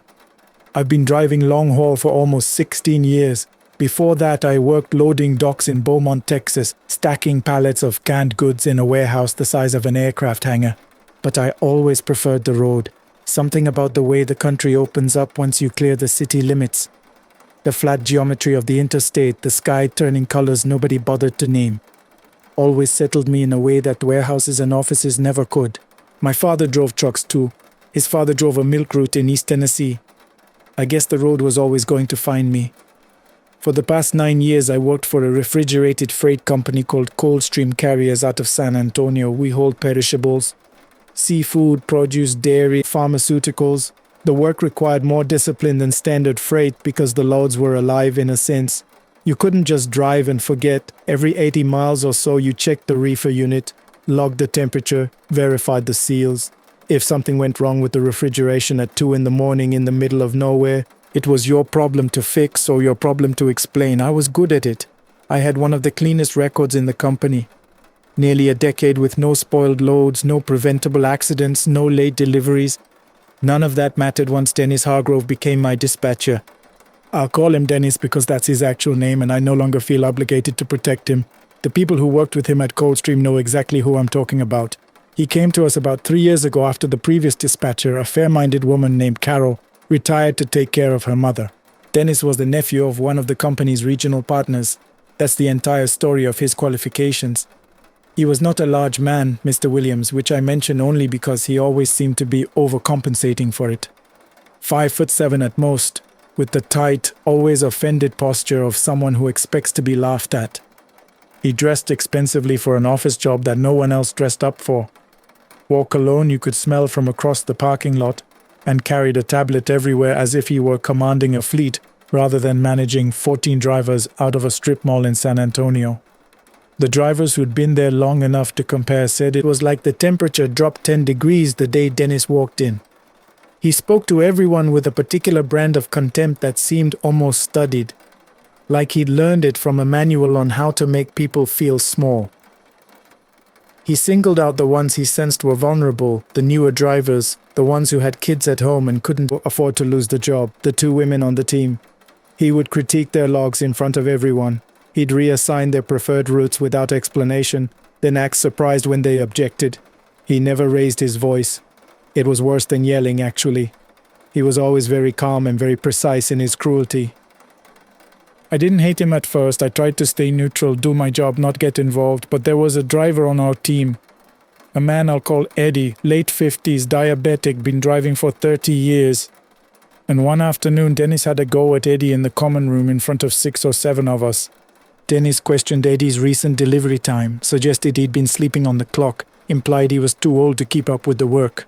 Eddie's hands were shaking by the time Dennis finished, not from anger, from humiliation.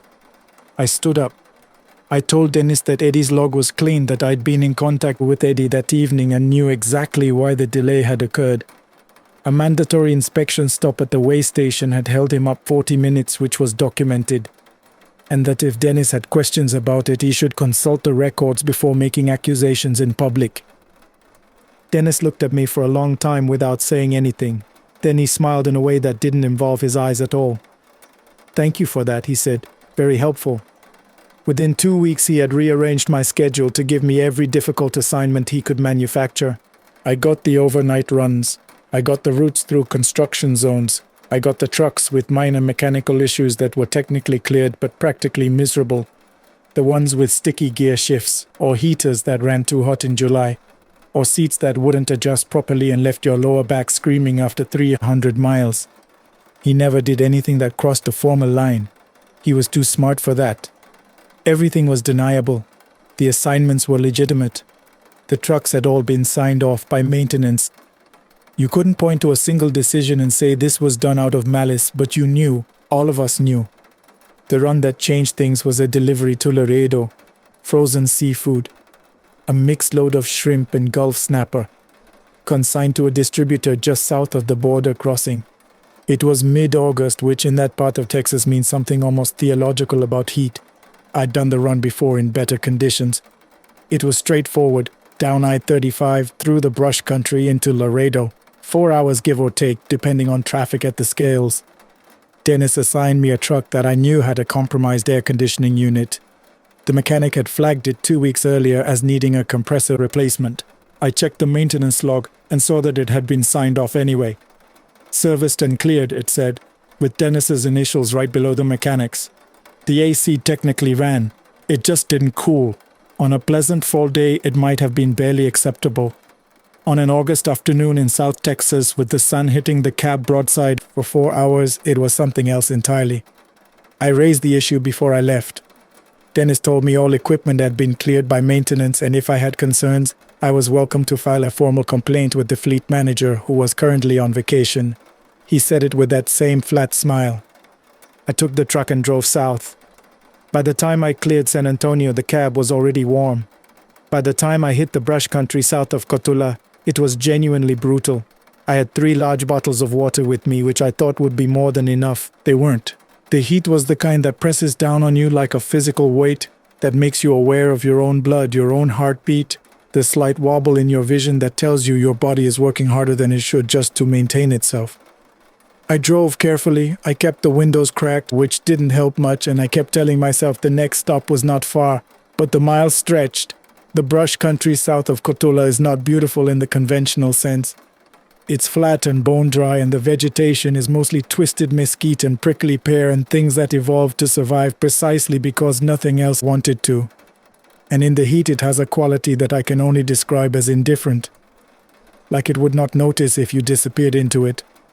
I was about 40 miles north of Laredo when the vision started. The first one was a figure standing at the side of the road. An old woman, I thought, though the shimmer of heat off the asphalt made everything imprecise. I eased off the throttle, squinted, and by the time I got close enough to see clearly, there was nothing there.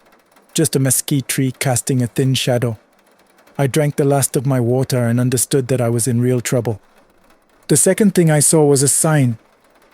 This is where it gets difficult to explain, Mr. Williams, because I want to be accurate and I don't want to dress it up. I saw a small roadside building set back about 100 feet from the highway. A gas station of some kind, or a convenience store with a hand-painted wooden sign out front. It looked old. Not abandoned old, but settled old. The way certain buildings in small towns look like they've been there so long they've grown into the ground. There was a single gas pump out front. The old-fashioned kind with a circular gauge face. The building's walls were pale yellow stucco, faded. A string of lights hung along the roofline, unlit in the afternoon sun. I pulled off the road. My legs nearly gave out when I stepped down from the cab. The ground felt unstable, and I had to put a hand on the door to steady myself. I walked to the entrance, a screen door with the aluminum frame, and knocked. A woman opened it.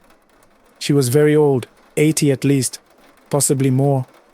Small and slightly stooped, with white hair pinned back and eyes that were a pale, clear grey that seemed too alert for her age, or maybe too alert for any age. She was wearing a house dress printed with small flowers, and she held the screen door open with one hand and looked at me the way someone looks at a thing they were expecting. "You need water," she said. It wasn't a question. "Yes, ma'am, please." She brought me inside. The interior was dim and cool. Genuinely cool, which after the cab felt almost hallucinatory, like stepping into another climate entirely. There were shelves of goods, but old.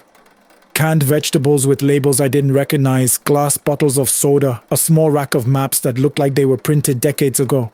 There was a refrigerator in the back, old and rounded, with a chrome handle, and it exhaled a breath of cold air when she opened it that made me feel something close to religious gratitude. She handed me a glass bottle of water, cold, beaded with condensation. I drank half of it in one pull. She watched me with an expression I couldn't quite read. Not pity exactly, something more like recognition. She gestured to a wooden chair near the counter, and I sat without arguing. "You came a long way in that heat," she said. 40 miles still to go, I told her. "And why couldn't you wait for a better day?" I found myself telling her, not just about the truck or the broken air conditioning, but about Dennis. About Eddie shaking in the common room, about the 9 years I'd put in and how none of it meant anything to a man who got his job because of his family connections. About how I'd gotten up and said something because someone had to, and how I'd been paying for it ever since. The old woman listened without interrupting, which is rarer than it should be. When I finished, she said, "Men like that always believe they're hurting you. They don't understand that the harm flows backward." I wasn't sure what that meant. I was lightheaded from the heat and not tracking things perfectly. She refilled my glass and told me to rest for a few minutes, that the worst of the afternoon was already behind me. She put a cool cloth on the back of my neck, and the relief was so immediate and complete that I felt my whole body let go at once. I closed my eyes for what I thought was a moment. When I opened them, I was in the cab of the truck. The sun was low, near the horizon, and the light was orange and long. Laredo was visible in the distance, the bridge lights already flickering on. The radio, which I hadn't turned on, was playing something I didn't recognize, a slow instrumental that faded as I reached for the dial. My temperature log showed a continuous normal reading for the entire trip. The GPS showed I'd arrived at the facility's outer perimeter. There was no record of a stop. I made the delivery 45 minutes early. The receiving manager made a note of it, mentioned it was the earliest they'd had a Coldstream truck arrive in years. I signed the documents and sat in the lot for a long time before starting the drive back north, looking at my hands on the steering wheel, trying to remember the road between that old building and this parking lot and finding nothing there. Not a gap, exactly, just an absence, smooth and total, like a page that had been left blank. I drove back on I-35 and I looked for the building the entire way. I looked carefully, 40 miles north of Laredo in both directions. I saw mesquite and prickly pear and the occasional vulture and the long, flat indifference of the brush country in the last of the day's light, and I saw no building, no pump, no hand-painted sign. I got back to San Antonio at nearly midnight. There were 3 messages from colleagues on my phone, sent over the course of the evening. Dennis Hargrove had suffered what they were calling a breakdown at around 5 that afternoon. He had left the Coldstream office in the middle of a call, walked to the parking lot, and been found by 2 co-workers sitting on the asphalt beside his car, talking loudly to something they couldn't see. By the time the ambulance arrived, he was not coherent. They said he kept insisting there was a bird, enormous, with silver feathers, perched on his windshield watching him. He said it had an old woman's face, and he was admitted that night. The reports that came back in the weeks that followed were not encouraging. Whatever had settled into Dennis Hargrove's mind that afternoon did not seem inclined to leave. He never came back to Coldstream. The dispatcher who replaced him was a man named Reuben, who had come up driving himself and had never forgotten what it felt like to be on the road. Within 3 weeks of his arrival, the temperature in the office had changed in a way that was difficult to quantify but impossible to miss. Eddie, the driver Dennis had humiliated in the common room, told me that for the first time in 2 years, he didn't feel a knot in his stomach on Sunday nights before the work week started. I knew what he meant. "I have no explanation for what happened in that cab, Mr. Williams. I have no explanation for the building or the woman or the cool interior that shouldn't have existed or the hours I can't account for. I've driven that stretch of 35 many times since, and there is nothing there. Not a foundation, not a signpost, not a gravel turnoff, just road and brush and sky. What I have is this, her voice, which I can still hear if I'm quiet enough. The specific quality of cool in that room, the glass bottle sweating in my hand, and her words which I've turned over and over like a stone that keeps showing a new face. The harm flows backward. I don't know what she was, Mr. Williams, but I know she was right.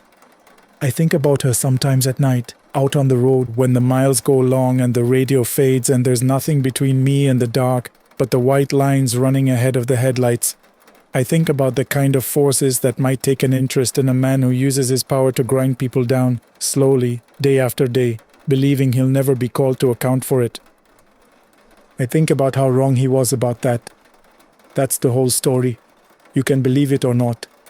I've made my peace with both, but you asked me to write it down, and I have, and every word of it is true. Yours respectfully, Robert Callahan, Laredo Run, August 2023. The same road twice. A story sent to Mr. Williams. Mr. Williams, I've been meaning to tell you this for a while now. You always said that after everything we went through on that stretch of Highway 17, I owed you an explanation. Well, here it is. The whole thing, start to finish, nothing held back. This happened about 18 months ago during the Oregon Coast Run. You'd assigned me the long haul from Portland down to Crescent City, cutting through the Siskiyou Range and skirting the edge of the Rogue River Siskiyou National Forest. It's one of those routes where civilization just sort of evaporates. You know the one. The trees grow so tall they block the sun by mid-afternoon, and the fog rolls in off the Pacific so thick some mornings you can't see 30 feet ahead of you. Locals call that stretch the corridor, and you hear stories about it if you spend enough time in truck stops. I need to tell you something first, though. Something I should have told you 2 years ago, when you trusted me with that route.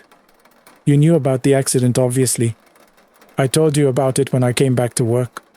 The fall on the Mackenzie River Trail, the broken tibia, the surgery, the hardware they put in my leg. What I didn't tell you was what happened after. The pain in those first weeks was unlike anything I'd ever experienced. I'd been hurt before. Cracked ribs from a fender bender back in 2018, a dislocated shoulder from a stupid moment of overconfidence on a camping trip. But this was different. This pain had a voice.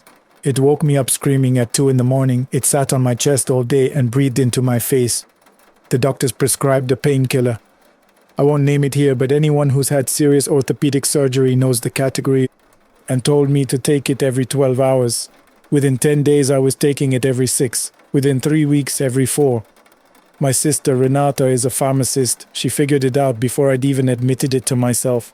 She sat across from me at my kitchen table one night, looked at the bottles, looked at me and said, "Marcus, I need you to be honest with me about how much of this you're taking." And I lied straight to her face, told her I was following the prescription to the letter, and then waited for her to leave before I took 2 pills instead of 1 and chased them with a beer. She eventually cut me off. I found other sources. I'm not proud of any of that, Mr. Williams. I'm telling you because you deserve the full picture. By the time you gave me the Oregon Coast Run, I was fully dependent, not recreational. I want you to understand that. I wasn't getting high. I was just trying to feel normal, trying to keep my hands from shaking at the wheel, trying to keep the cold sweats at bay long enough to do my job.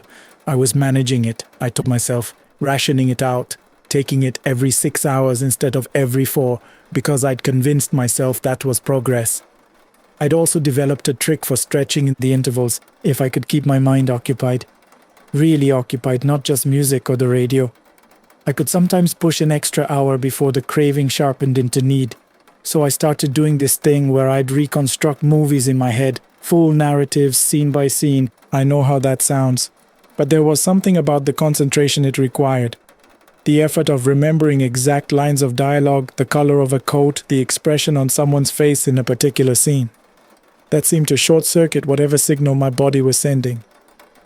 That afternoon, I was somewhere in the middle of Fargo. The wood chipper scene, I had it pretty much down cold. That's when I saw the man on the road. He was about 400 yards ahead of me, sitting directly in the center of the southbound lane, not lying down, not standing. Sitting, cross-legged or close to it. My first thought was that something was wrong, that he'd been in an accident and was in shock. I hit the brakes, downshifted, and moved the rig toward the shoulder. As I got closer, I could see he was Native American, older, wearing a dark shirt and what looked like work pants. He wasn't moving. He wasn't looking up at my headlights. He was completely still, facing away from me, his back toward the direction I was traveling. I slowed to almost a stop as I passed him. I wanted to see his face. Wanted to make sure he was breathing, that he wasn't unconscious, but no matter what angle I approached from, his back was toward me. I pulled even with him and looked directly sideways out the window, and he was still turned away. I watched him in the driver's side mirror as I pulled past, and he was still facing the other direction. He was always facing away from me. I told myself it was the pills. The timing was wrong for my last dose. My brain was doing things it sometimes did, and I wasn't going to give in to it. I got back up to speed and kept driving. About 40 minutes later, I came through a small unincorporated area. Maybe 8 or 9 houses, the kind of settlement that doesn't appear on most maps. Plywood and corrugated metal, wood smoke coming from somewhere despite the season. There was a child in the yard of one of the houses, a girl, maybe 9 or 10 years old, sweeping the dirt with a broom, sweeping a dirt yard. I remember thinking it seemed like a punishment, the kind of pointless labor you assign a child when you want them to feel the weight of your displeasure. She looked up when I passed and raised one hand to wave at me. I tapped the horn. She smiled. I kept driving. The petrol station I stopped at about an hour later was the kind that looks like it's been there since the Eisenhower administration. Sun-bleached signage, a single pump island, a small store attached that sold live bait and powdered donuts and not much else. But the fuel was priced right and I was running lower than I liked, so I pulled in. The woman who came out to assist me was in her late 60s, maybe early 70s. Stout, deliberate, wearing a white apron over her flannel shirt. She walked with a pronounced limp and caught me noticing it. "Bad knee," she said. "Got a bone spur the size of a dime in there, flares up in the cold." "I know a little something about that," I said, and I did. We talked for a few minutes while she ran my card and I filled a plastic bag with water bottles from a cooler inside. She had a quality to her that I've noticed in people who've spent decades in one place. A kind of settled certainty, as if the landscape had soaked into them and they'd stopped being surprised by anything. Her name was Darlene. She told me without my asking. I pulled back onto the highway. Maybe 20 minutes later I needed to stop. Basic biology, nothing dramatic. I pulled off onto a gravel turnout and stepped into the tree line for a minute. When I came back to the truck, I noticed the light was strange. Not wrong exactly, just different from what it had been. The shadows were falling from a slightly different angle than they should have been at that hour. I put it down to the tree cover and the way the fog moved. I was back on the road for less than an hour when I saw the figure again. Same man, same posture, same dark shirt, sitting in the center of my lane, utterly motionless, facing away from me in every direction at once. I gripped the wheel until my knuckles went white. This wasn't the pills. I knew what pill hallucinations felt like, and they were interior things, intrusive thoughts that wore visual costumes. They didn't sit solidly in the middle of a highway and cast shadows. This man cast a shadow. I passed him again, checked both mirrors. He stayed where he was. And then I came through the settlement again. The same houses, the same wood smoke, the same girl in the same yard with the same broom. And when she looked up at me this time, I stared back hard enough to nearly drift off the road. Her wave was the same, but her smile was wrong. She had no teeth, not in the way a child sometimes loses teeth. It wasn't gaps in an otherwise normal mouth. It was just absence, dark, smooth absence where her teeth should have been. I said out loud in the cab to no one, "You are not real. None of this is real. Keep driving." I kept driving. And then I came to the petrol station. I pulled in and sat in the cab for a full 2 minutes before I got out. Darlene came out to meet me. "What can I do for you?" she said. "Do you recognize me?" She looked at me carefully, the way someone looks when they're deciding whether to tell a hard truth. "I'm sorry," she said. "Lots of folks come through here. I was here maybe 2 hours ago. You told me about your knee, the bone spur. You ran my credit card." She shook her head slowly. "I don't believe that's right. I'd have remembered. I don't see that many customers on a Tuesday. You told me you had a bone spur in your knee." She was quiet for a moment, then, "I do have a bone spur, but I didn't tell anyone that today." She watched me for a moment with an expression I couldn't entirely read. Then she said, "You know, you remind me of someone. A driver who came through here. Oh, it must have been 8-9 years ago. Older fellow. He came in twice in one afternoon, said the same kinds of things you're saying. That he'd already been here, that I'd told him things I hadn't told him. He was agitated, scared." She paused. "He told me about a man he kept seeing in the road." The hair on my arms went up. "I grew up near the Siletz reservation," she continued.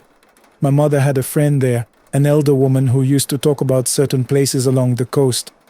Places where the boundary between this world and the next one gets thin.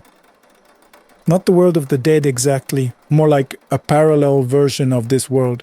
Same geography, same people, but running slightly out of phase with ours. She said the old people knew where those places were and avoided them, said that if you stumbled into one without knowing, you might not be able to find your way back out.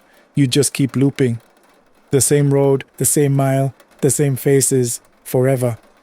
I told her I didn't believe in that kind of thing. "Neither did the other driver," she said. "But he was scared enough to listen when I told him what the elder woman said to do. Go back to wherever you first noticed something wrong. Somewhere on that road, there's a place where you crossed over, or nearly did. You have to find it and cross back the other way." She said the other driver had driven off and she'd never seen him again. She didn't know if that was good news or bad. I thanked her and got back in the truck. I sat for a long time staring at the road ahead. I didn't believe in interdimensional portals or thin places or anything Darlene had described. But I also didn't have another explanation for what was happening, and rationality was becoming expensive. I thought back carefully through the afternoon, the turnout where I'd stopped to relieve myself. That was the first moment I remembered the light looking wrong, the shadows falling strangely. I'd noticed it and dismissed it. I drove back, found the turnout by a distinctive boulder. White quartz, about chest height, fractured down the middle like it had been struck. I pulled over, got out, and walked into the trees to the approximate spot where I'd stood.